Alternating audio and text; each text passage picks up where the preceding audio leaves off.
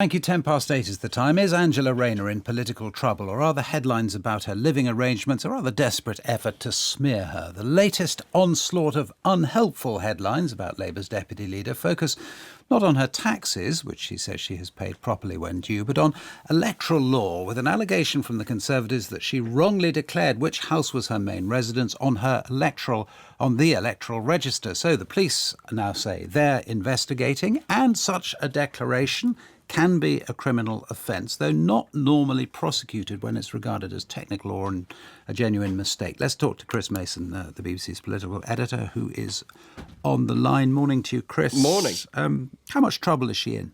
She is in trouble for the simple reason that the police are investigating her. So politically, that is clearly awkward, not least because of the opportunity cost of this kind of thing. In other words, you and I are talking about this rather than anything else. It's an oxygen sucker, it is an attention grabber, and therefore it is awkward. Now, the argument from Angela Rayner, and she said this in a pretty punchy statement issued last night, is that she is absolutely, completely confident, as she puts it, that she has followed the rules at all times, both as far as tax is concerned, capital gains tax, and also as far as electoral law is concerned, as you were referring there, where you're registered on the electoral roll. She accuses the Conservatives of pursuing a political tactic. Labour argue that they have sought legal and tax advice, and that is, to quote one person I was talking to, clear, comprehensive and categorical, and therefore they're confident that there won't be anything from the police at the end of all of this, and that'll be the end of it. But they're conscious, obviously, in the short term, that it creates headlines they'd rather not have. I want to read you a tweet from Michael Crick, formerly of this parish, as you will know, and most of the audience presumably also will know Michael for his persecution of politicians of all stripes down the ages. But he writes, in a 1991 BBC panorama, we showed how John Major had been registered in 1968 at a house in Lambeth, which the owner said he'd never lived at, etc., etc. The Mail Splash described the story as BBC hatchet job on Major.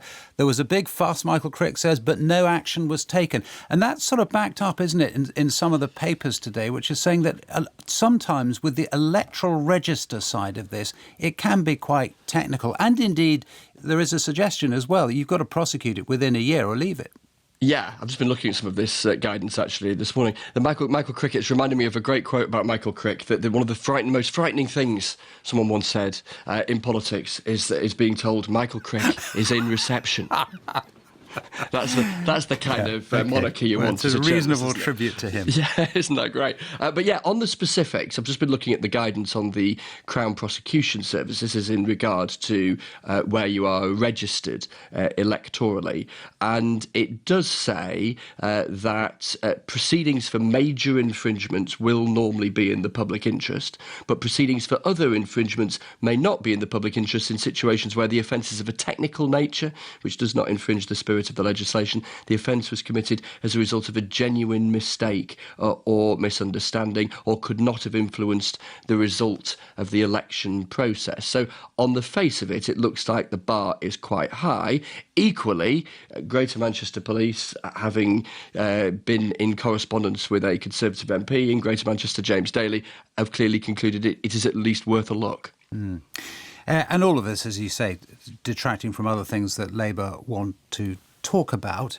I mean, Keir Starmer is criticised in some papers this morning for not handling this better. But, I mean, is there a sense in Labour that there should have been more certain right from the beginning? Or possibly that Angela Rayner should publish that tax advice that she has had, but says she's only going to publish if other people accusing her publish theirs too?